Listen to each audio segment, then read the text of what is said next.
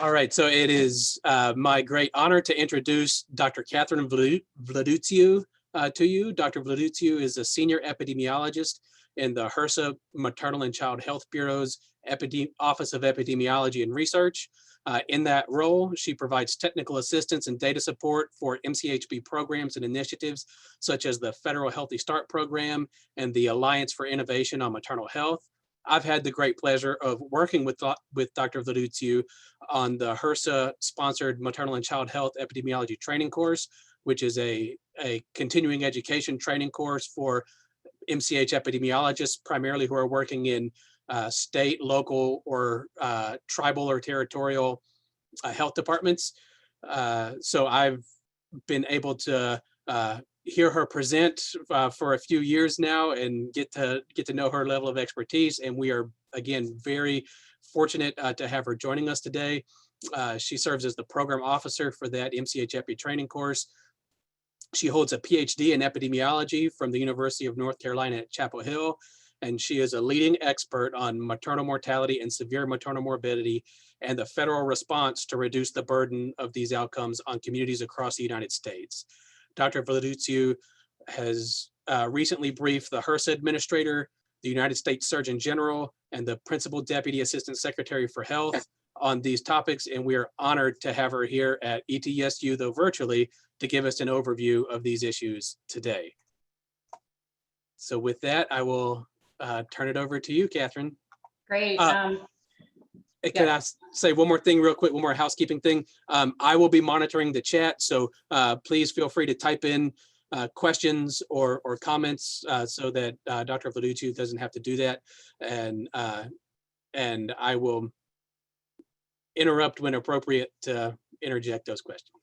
Great. Thanks, Dr. Smith, and thank you all for having me today. I'm thrilled to have the opportunity to talk to you about maternal mortality and severe maternal morbidity in the United States.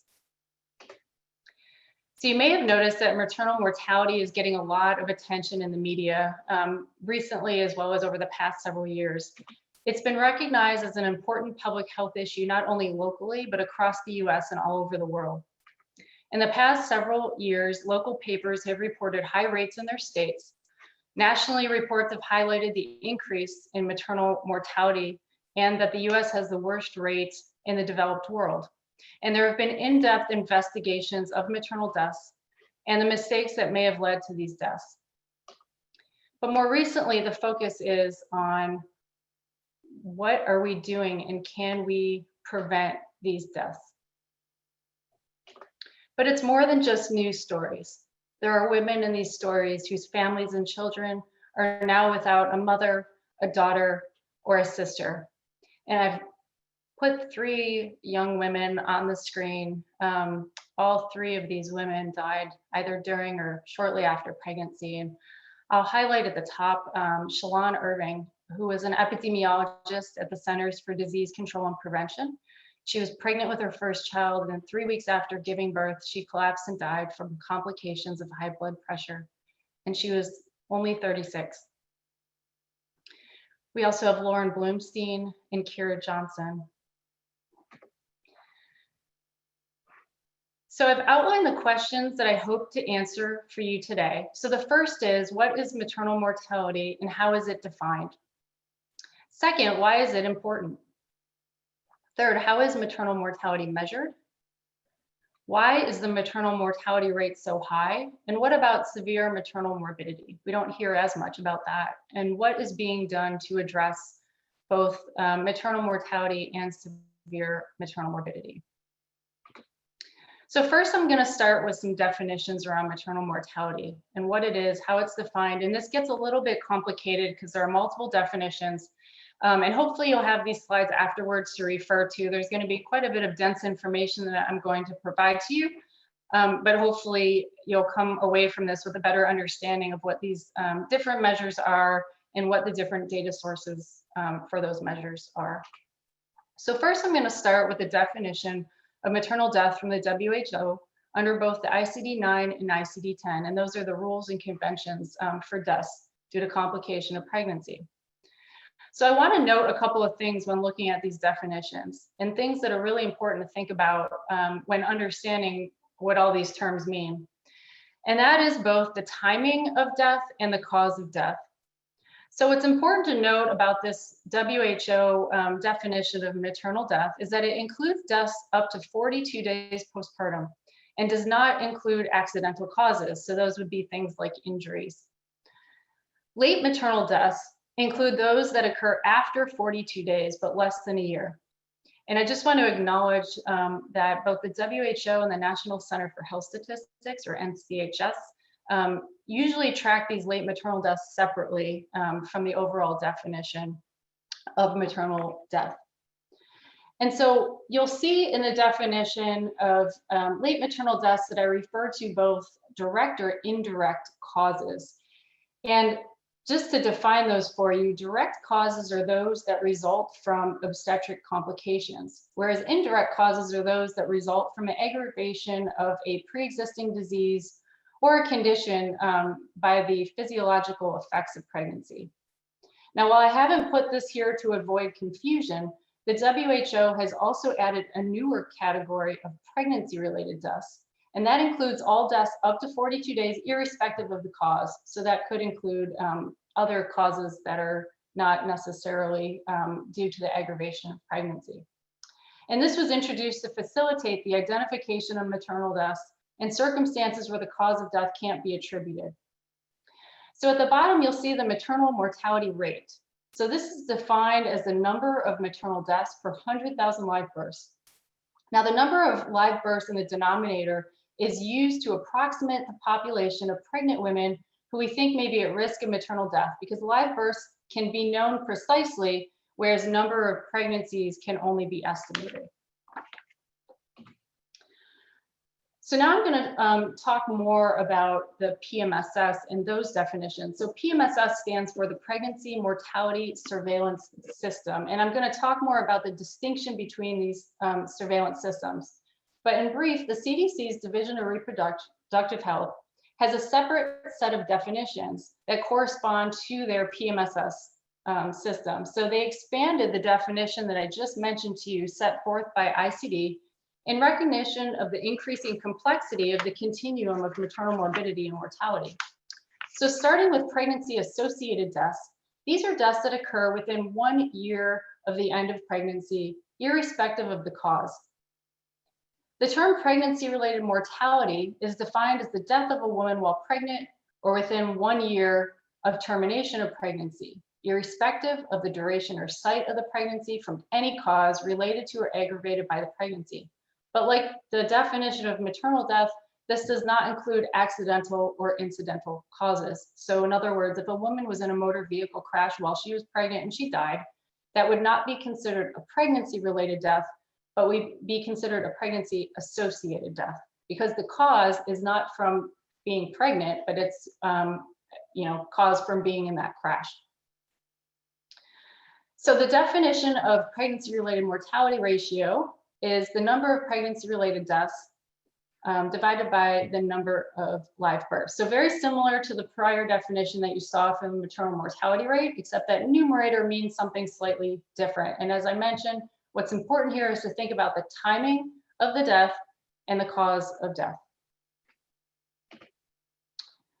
So now I'm going to give an overview of maternal mortality and why it is important. So nearly 4 million women give birth each year. And although considered mainly as problems of the developing world, maternal mortality and morbidity remain a challenge in the United States. Maternal mortality really is a sentinel indicator of health and healthcare quality worldwide. Maternal mortality leads to a societal loss of women to their families and children who are motherless. Maternal deaths can be prevented or reduced both by improving underlying maternal health as well as healthcare quality for leading causes of maternal death. And based on recent data from the CDC, approximately 2 out of 3 deaths are deemed preventable. So during the early 1900s, maternal mortality rates were highest due to poor obstetric education and delivery practices. Obstetric care was provided by poorly trained or untrained medical practitioners, and many births occurred at home with the assistance of midwives or general practitioners. In the past, there were inappropriate and excessive surgical and obstetric interventions, and those were common and increased during the 1920s. Since that time, maternal mortality has declined dramatically from a rate of 850 per 100,000 live births in 1900 to just 7.4 deaths per 100,000 in 1986. And this has been attributed to improvements in the items that are noted here. So the first is there's been improved obstetric education. So institutional practice guidelines, as well as guidelines defining physician qualifications needed for hospital delivery privileges were developed. There have also been better delivery practices. There was a shift from home to hospital deliveries that occurred throughout the country. However, the shift was slow in rural areas and southern states. In addition, safer deliveries in hospitals under aseptic conditions and improved provision of maternal care for the poor by states or voluntary organizations. There have also been medical advances, so including the use of antibiotics, oxytocin to induce labor, and safe blood transfusion, and better management of conditions during pregnancy, such as those from hypertension. However, since the late 1980s, the trend has reversed and the maternal mortality rate has nearly doubled. And there's a lot of questions as to why this occurred, and I'll get into that a little bit later. But one thing I want to mention is that earlier this year in January, CDC's National Center for Health Statistics released the first official maternal mortality rate since 2007. And you may be wondering, why had they not released one in that long? Well, that's because in 2003, there was a revised death certificate that included a pregnancy checkbox, and I'll talk about that later as well. And it took states many years to adopt that new certificate. So they were waiting for all states to have adopted that so that they could provide an estimate of the maternal mortality rate that could account for all states. And so that finally has occurred as of the 2018 data, which has allowed the National Center for Health Statistics to resume reporting. So despite having one of the most technologically advanced healthcare systems in the world, the US continues to have unacceptably high rates of maternal mortality, especially when compared to other developed countries.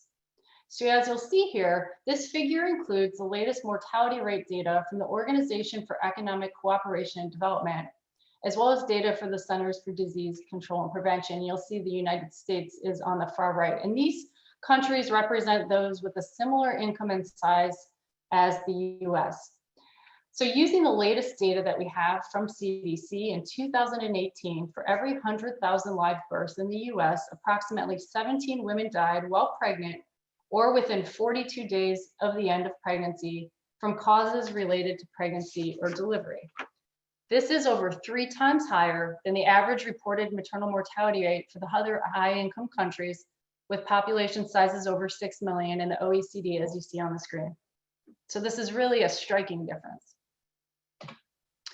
There are also significant racial disparities, with Black women having rates of maternal mortality 2.5 times that of white women. And this is using the most recent maternal mortality data from the CDC.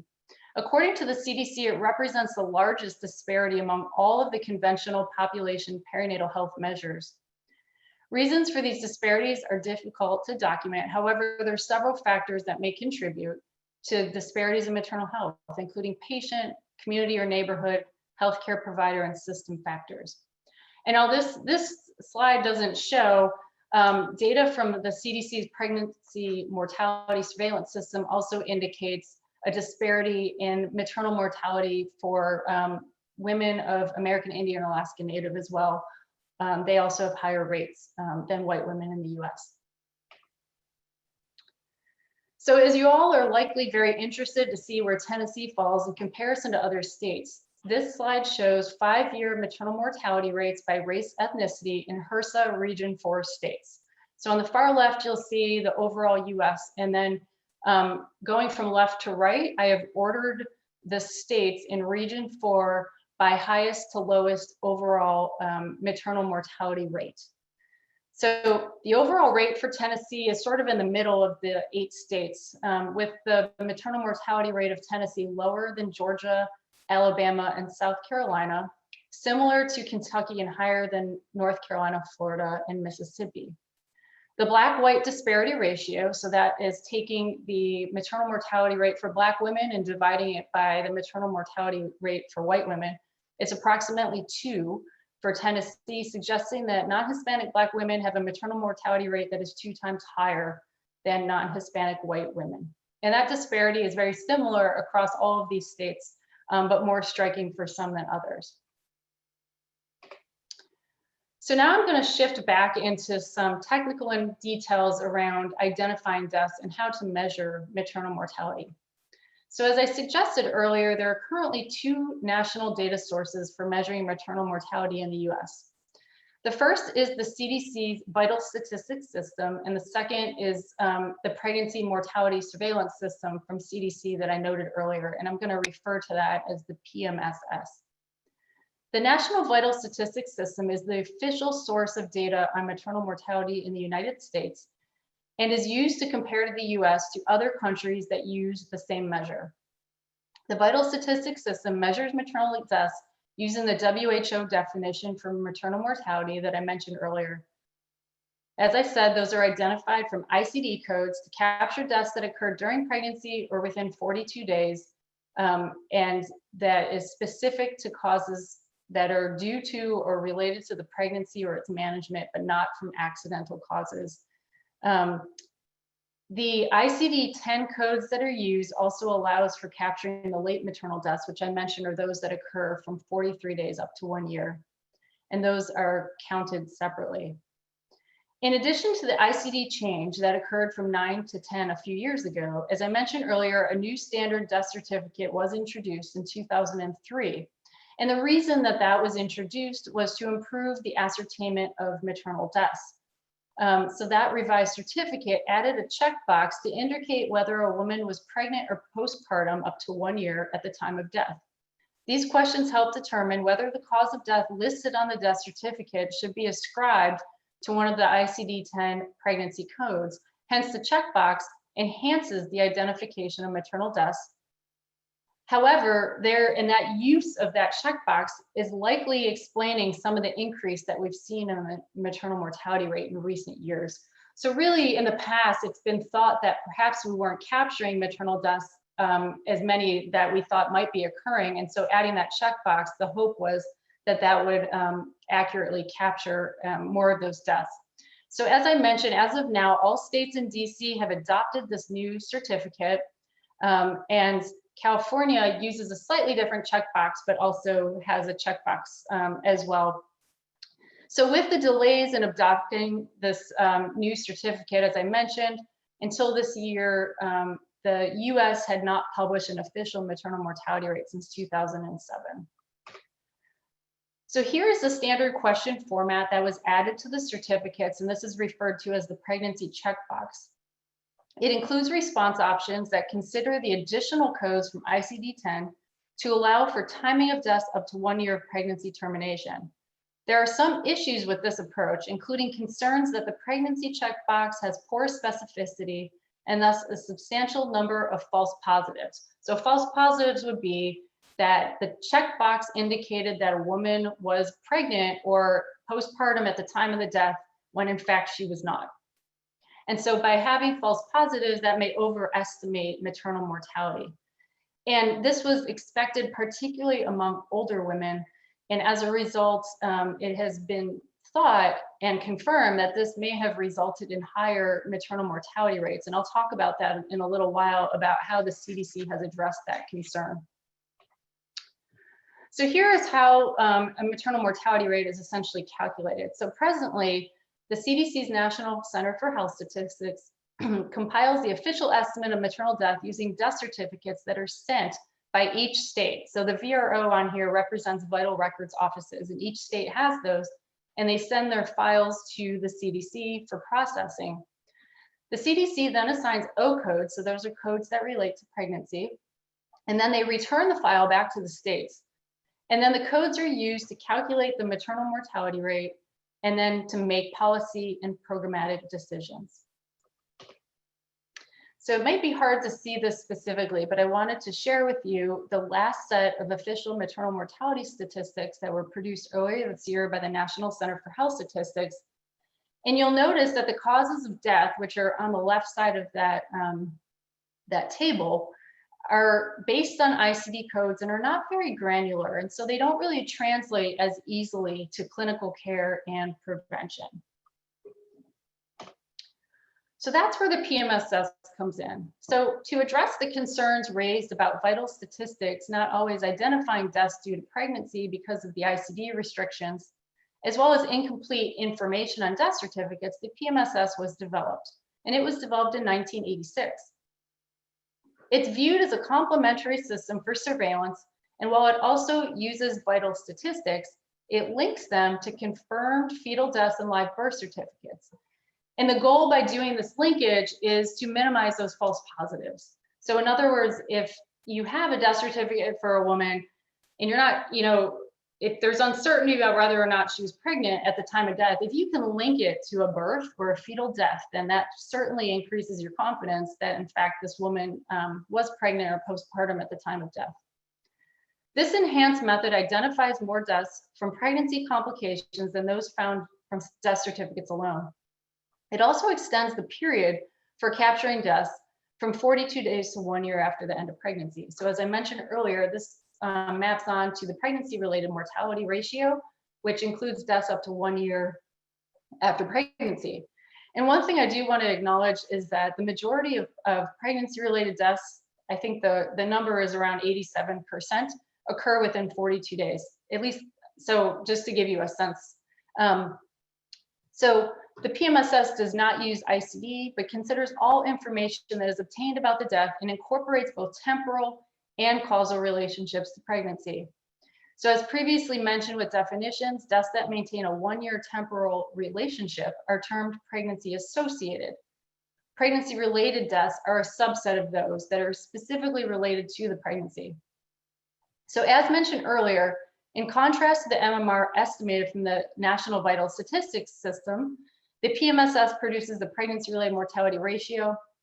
In each year, 52 reporting areas, so that includes 50 states, New York City, and DC, are asked to voluntarily send all death certificates for women who died during or within 1 year of pregnancy, as well as a copy of the live birth or fetal death report for that pregnancy, if they have the ability to do that linkage. Their certificates are abstracted, and medically trained epidemiologists review the linked data to determine the cause of death and to classify them as pregnancy related or pregnancy associated, but not related. So they could be pregnancy associated, but not related based on the causal and temporal relationship to pregnancy. So again, that could be a car crash. So the PMSS system really moves us beyond death certificate data and relying on those ICD codes by allowing more of a clinical interpretation of cases, but it does still rely heavily on vital statistics. And you'll see here, these are some of the examples of causes of death that can come from the PMSS system. And so the PMSS identifies more deaths than the traditional vital record system. Now it does that partly due to the fact that it captures deaths up to 1 year, whereas vital statistics are capturing deaths up to 42 days after the end of pregnancy. It also allows for a more nuanced cause of death analysis because it's not constrained by small numbers of specific ICD codes, particularly those for indirect causes. So now using data from the PMSS, this slide shows the leading causes of death from 2011 to 2016, and that's the most current data available. Although this slide shows more recent trends, hemorrhage has been the leading cause of death in prior years, and while it still remains high, cardiovascular conditions are now the leading cause of pregnancy-related mortality, and they account for more than 1/3 of all pregnancy-related deaths in the US in this time period from 2011 to 2016. Now, while many of these deaths are from pre-existing cardiac conditions, there are also acquired heart conditions that are more common and can develop suddenly and quietly during or after pregnancy, such as peripartum cardiomyopathy. I do also want to acknowledge that these causes of death also vary greatly by the timing of when the death occurs.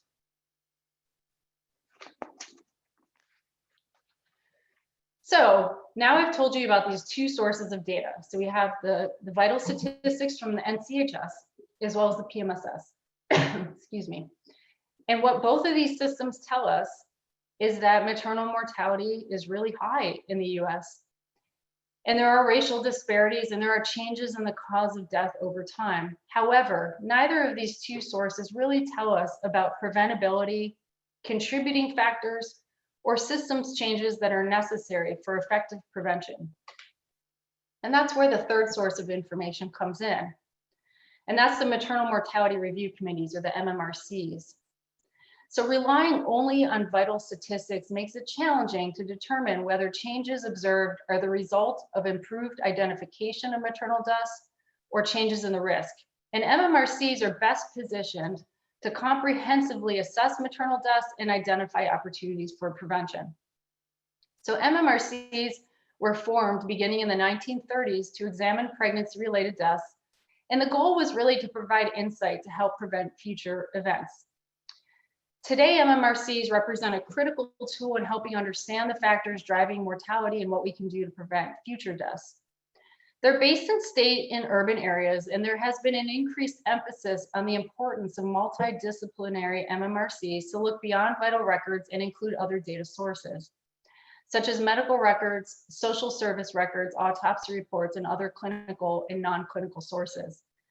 They may also conduct interviews to develop a comprehensive understanding of the events surrounding the death.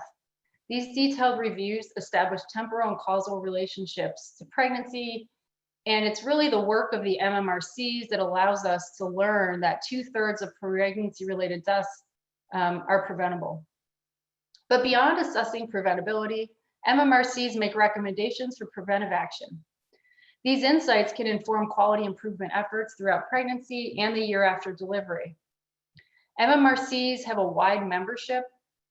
They may include public health, clinical folks, as across the board. So not just OBGYNs or MFMs, but you have nursing, midwifery, some have forensic pathologists, mental health providers, and behavioral health. They also partner with vital records offices, as well as state and local epidemiologists. There are 6 key decisions that are made by MMRCs. The first is, was the death pregnancy related? And what was the cause of death? Was the death preventable? What were the critical contributing factors? And what recommendations and actions do we have that address those contributing factors? And what is the anticipated impact of those actions if implemented? While all 6 questions are essential, the last 4 highlight the unique and critical role of review committees: preventability, contributing factors, recommendations for improvement, and measurement of impact. As you can see, there are currently 47 existing MMRCs, including 2 cities, so that's New York City and Philadelphia, as well as Washington, DC. So you'll see that Tennessee has an existing maternal mortality review committee. So now I'm going to shift into talking about the trends and talk about why the maternal mortality rate is so high. So since 1987, and I want to acknowledge that this figure shows pregnancy-related mortality from the PMSS. So since 1987, we've seen the pregnancy-related mortality rate nearly double, with a more stable but unacceptably high rate noted in more recent time. And so now I want to compare the 2 data systems that I mentioned before. So before 2003, we saw a similar pattern with the NVSS and PMSS. And so we would expect that that yellow line, so that represents the pregnancy-related mortality ratio. We would expect that to be higher than the maternal mortality rate that's in blue, because as I mentioned, it should capture deaths up to 1 year following the end of pregnancy, whereas the maternal mortality rate would capture deaths up to 42 days. From 2004 to 2010, you see some noise in that figure. And then in 2010 and later, the rates flipped, with the MMR being higher than the pregnancy-related mortality ratio. As I mentioned, based on the time frame alone, we would expect the pregnancy-related mortality ratio to be higher. However, this suggests the reverse. and may signal potential concerns with data surveillance, either that the National Vital Statistics System was over-reporting maternal deaths, or the pregnancy mortality surveillance system was under-reporting deaths. Exploring this further, as you can see in the slide, the yellow bar shows the pregnancy-related mortality ratio. So those are deaths up to 1 year. The blue bar shows you the maternal mortality rate. So those are deaths up to 42 days after the pregnancy has ended. Now the black bar takes the pregnancy-related mortality ratio and restricts it to the 42-day window. And we do that here just so that you can see the blue and the black bars should be similar in terms of time frame, right? But what you'll see here is that the 42-day PRMR and MMR are similar through 2004. But then as you move forward in time, that blue bar gets higher. So that maternal mortality rate increases and surpasses the pregnancy-related mortality ratio. So in both figures that I just showed you, we see something unusual, and that is that the maternal mortality rate is suddenly much higher than the pregnancy-related mortality rate. So what's happening? So is there really an increase? And that's been sort of up for discussion in recent times. So the reason for the increase that we've seen has been unclear, and there's been several possible explanations. The first is that there could be inconsistent obstetric practice. So hospitals across the US lack a standard approach to managing obstetric emergencies, and the complications of pregnancy are often identified too late. Nationally endorsed plans to manage obstetric emergencies and updated training and guidance on implementing these plans is a serious and ongoing need. Another potential explanation for what we've seen with rising mortality rates is that more women have chronic health problems and obesity has become more prevalent. So whether the actual risk of a woman dying from pregnancy-related causes has increased is unclear. However, many studies show that increasing numbers of pregnant women in the US have chronic health conditions such as hypertension, diabetes, obesity, and chronic heart disease. And these conditions may put pregnant women at higher risk of pregnancy complications. Women are also having children later. So older women we know are at greater risk for maternal mortality. However, it's unclear whether it's age or older women having more chronic conditions when they enter pregnancy. There's also been an increase in C-section rates. Between 1996 and 2007, C-section rates rose 53%, accounting for more than 32% of births. While it saves lives, it also has complications, and those can increase the risk of maternal death. And they require intensive surgery and are associated with significant health and safety risks. One of the last possible explanations for what we've seen is improved surveillance, as I mentioned, and the addition of the pregnancy checkbox. So you don't have to worry about all the text on this slide, but basically what I want to convey to you all is there have been quite a few studies conducted to better understand the explanation for rising rates, with a particular focus on changes in case ascertainment as well as misclassification and coding. So in brief, the two studies that I mentioned here concluded that the observed increase in maternal mortality was likely due to improved case ascertainment from the addition of the pregnancy checkbox. McDormand et al. Actually quantified that nearly 80% of the observed increase was due solely to improved case ascertainment. What else has been concluded is that changes in coding in maternal death also contributed to the increase that we're seeing. Now, there's other studies that I've not put up here, but just to acknowledge that studies that have looked at case ascertainment to see if that's been driving the increase found that the false positive rate that I mentioned earlier was as high as 50%. And internal CDC studies also estimate even higher false positive rates.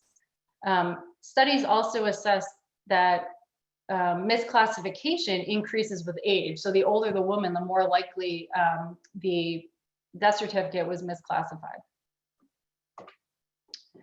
So based on this research and others focused on the quality of the maternal mortality data, the CDC developed a new method for coding maternal deaths, and that happened earlier this year, and it's referred to as the 2018 method. And this was developed to mitigate errors in the pregnancy checkbox and improve the maternal mortality rate estimates. So it introduces two new changes from the previous method in coding deaths. The first is the coding restricts the checkbox to those only aged 10 to 44. So previously, the checkbox on the death certificate could be checked off for those up to age 54.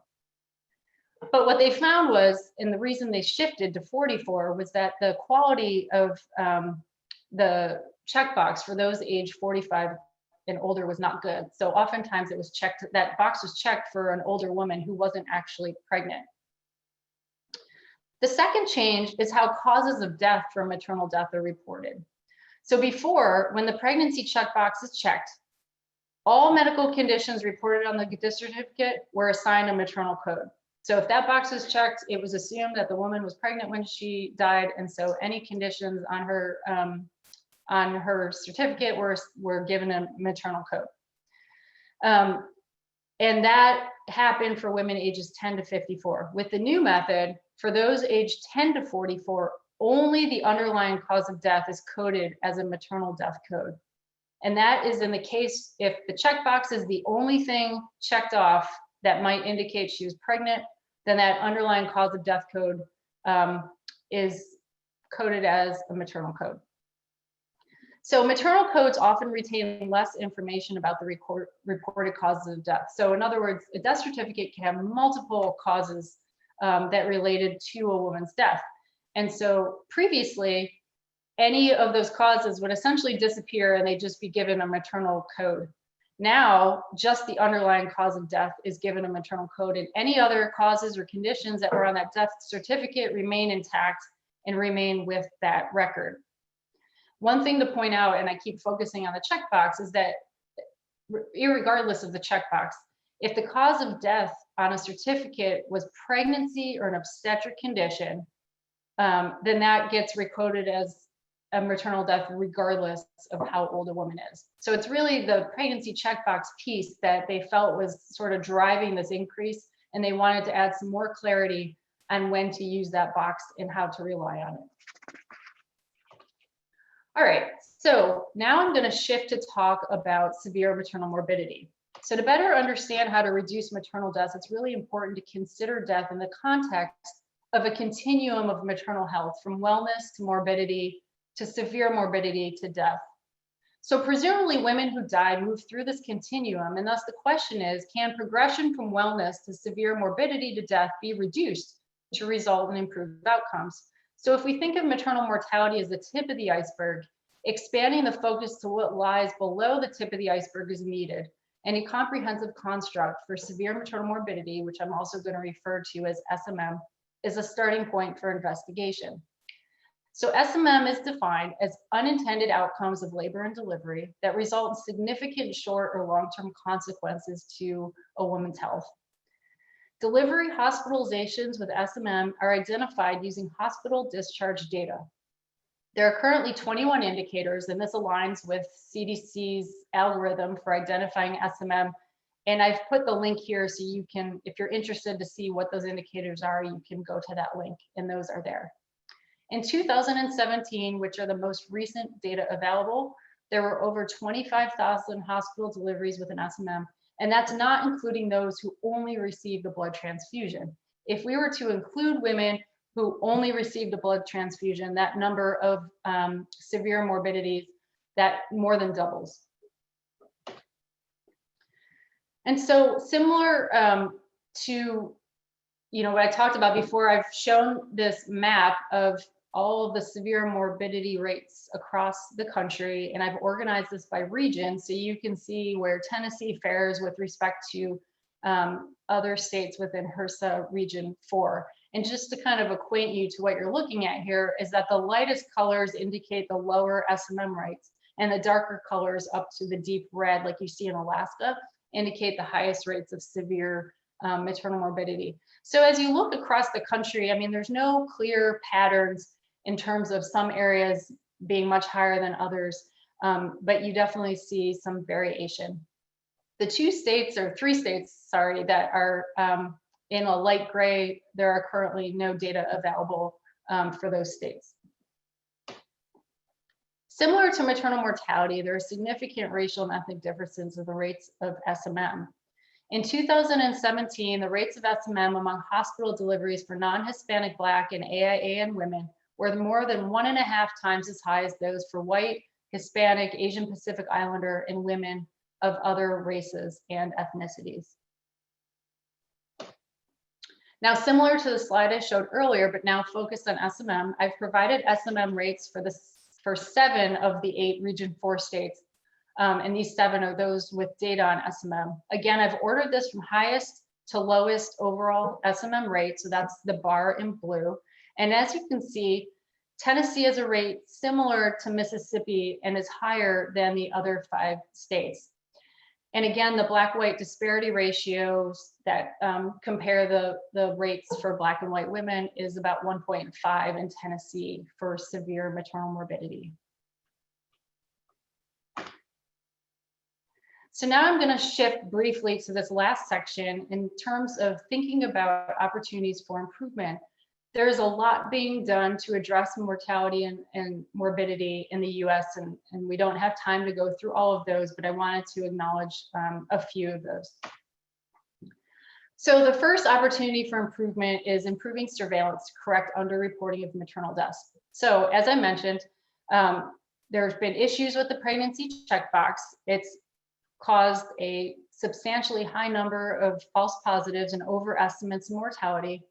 And earlier this year, CDC has started to address this by developing and applying the 2018 method. And they've actually gone back and applied this new methodology to prior estimates so that they can, I guess, correct what has been reported previously. Also, maternal mortality review committees reveal significant opportunities for prevention. These case reviews help to identify opportunities for systems improvement. And the findings can be key drivers for local and state perinatal quality initiative collaboratives. Case reviews of severe morbidity, in addition to mortality, may reveal more critical issues than mortality reviews alone. So there has been talk, and some states are looking in their reviews at cases of severe maternal morbidity.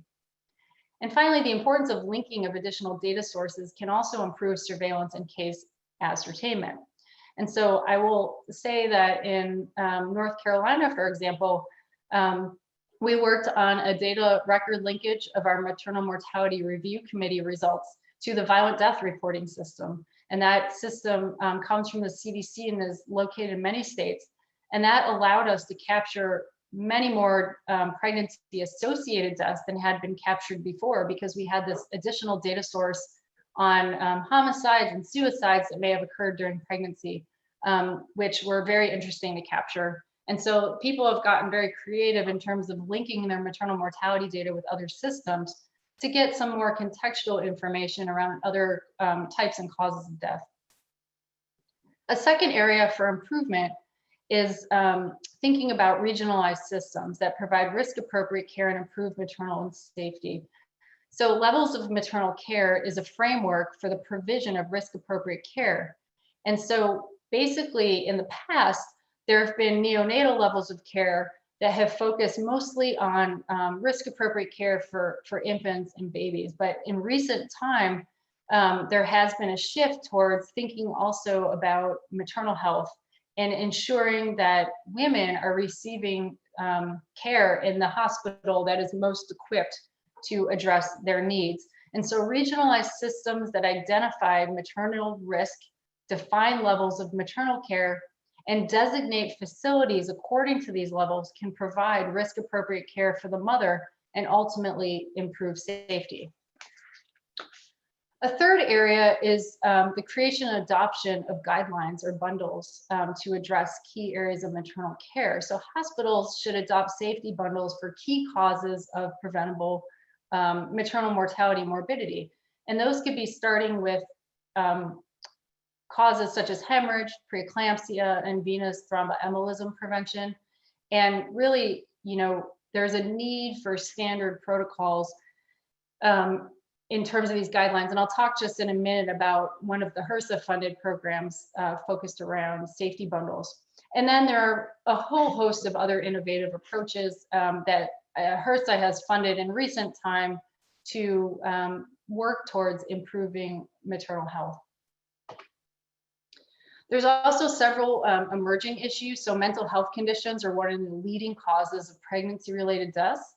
And really the association between mental illness and mortality is complicated because mental illness may not cause the death or may not directly kill the woman, but may contribute to death and serves as an underlying factor that could result in suicide, accidental death, as well as deaths to homicide. Suicide has been also identified as a leading cause of death, especially in high-income countries, both in pregnancy and within 42 days postpartum. Suicidal ideation is a common complication of pregnancy, and recent reviews suggest that suicidal ideation occurs more often among pregnant women than among the general population. In the US, drug overdose deaths have nearly tripled from the late 90s to about 2014, and most of these deaths are for commonly prescribed opioids. From 1999 through 2010, opioid overdose deaths increased more than 5-fold among women of reproductive age.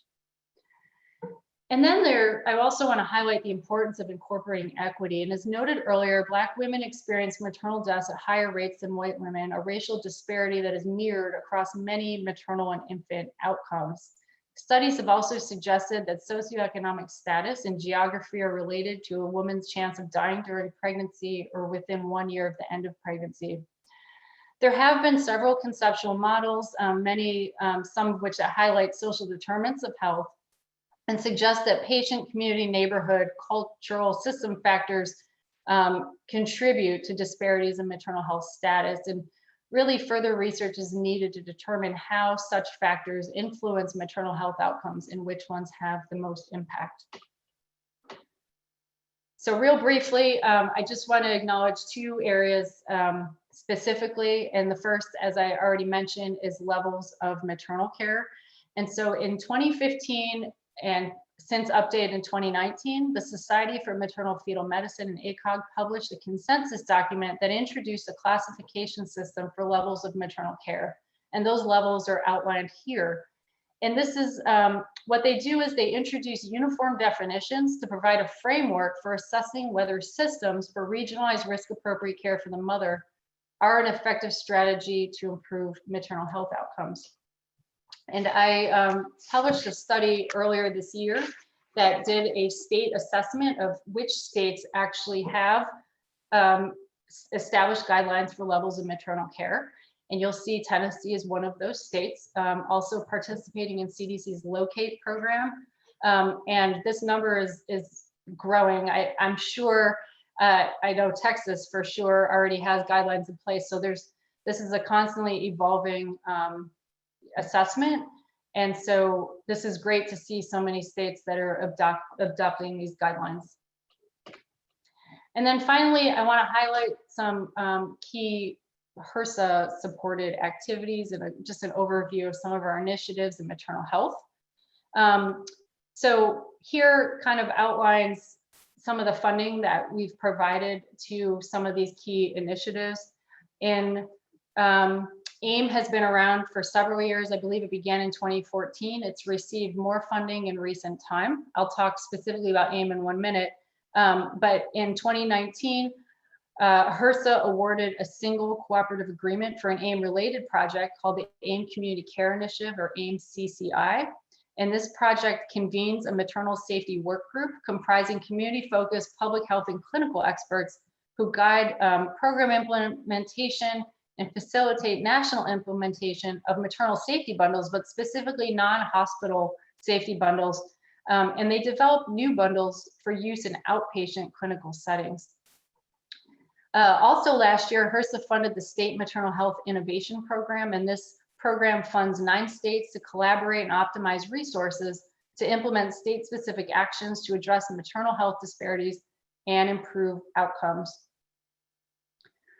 Also, since its inception, HRSA supported Healthy Start Initiative, which many of you may be familiar with, aims to improve health outcomes before, during, and after pregnancy and reduce racial and ethnic differences in rates of infant death and other adverse perinatal outcomes. And last year, we provided additional funds to support efforts to specifically address maternal mortality by supporting the staffing of maternal and child advanced practice health professionals at Healthy Start sites And the goal was to provide access to well woman care and maternity care services for high-risk clients.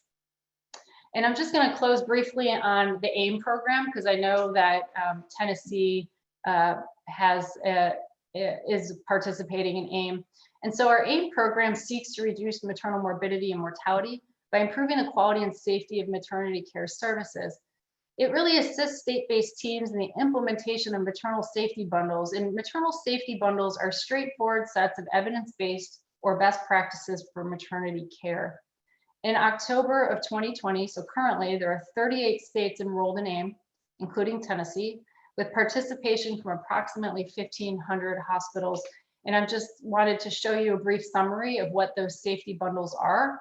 On the top, those are our 4 core bundles in the lighter kind of blue. In the middle, the darker color, those are the supporting bundles, and as well as those in development. So I'm going to stop there. I have provided my contact information here. If you have any questions, I'd be happy to take them now in our remaining time, but also feel free to send me an email with any follow-up as well. Wonderful. Thank you, Dr. Vladutu. You can't hear it, but everybody's clapping. It's just that everyone's on mute. All right, so we have a few minutes left, and just a little bit of time. If anyone has a question, please feel free to unmute yourself and ask a question now. There is a question in the chat. Will the slides and or video be available to everyone? As I mentioned earlier, this is being recorded, so I will send the recording, the link to the recording, out to everyone who has registered for this seminar. And Dr. Vladutu, will the slides be available also? Yes. Excellent. Other questions? Yes, I have a question about the AIM program, if I may. Thank you. First, thank you, Catherine. This was an excellent presentation and very enlightening, and I learned a lot. So very, very much appreciated. You concluded by highlighting, the AIM program and key safety bundles that are part of the program. And I'm wondering, what's going on as far as evaluation of the program, particularly its effectiveness, so far. I know it was instituted, as you mentioned, about, 5 or 6 years ago. It's still relatively early to assess, full impact evaluation, but any thoughts that you can share about the evaluation plans or results at this point would be great. Sure, thank you for asking that question. So first of all, what the states provide to us, and in recent time, my colleagues and I have given a sort of a data intensive to the states, is that the states are providing us with impact statements, first of all, that the states put together themselves. And that's not an official evaluation, but that is to talk about reductions in some key outcomes. And primarily, one of the key outcomes that we look at is severe maternal morbidity. Several states have seen reductions in severe maternal morbidity. It's hard to attribute that exactly to AIM, especially since, as you saw on that map, we have several programs right now, and some states have multiple programs within a state. So it's hard to sort of tease out what exactly might be driving some of the changes in outcomes. And I will also acknowledge it's hard to evaluate maternal death as an outcome, because as individual state level numbers might be too small for reporting, which is why I showed you 5-year rates earlier. And so some of that timing might overlap with when our program started. So for example, I had data from 2014 to 2018, but a program may not have started to 2017. And so it's hard to kind of do that. We do currently have a maternal health evaluation underway that is looking across multiple programs of ours, not one in particular, to better assess some of the impact of our programs as a whole on key outcomes. So stay tuned for that. Excellent, thank you. Other questions?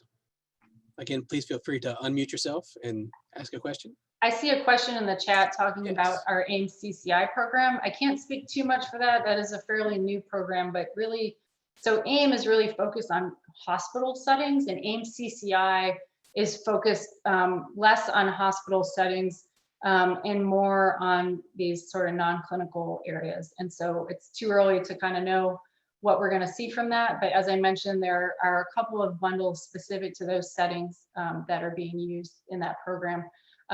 We don't have a website, to my knowledge, that provides more information on that, but I will look into that and can follow up more.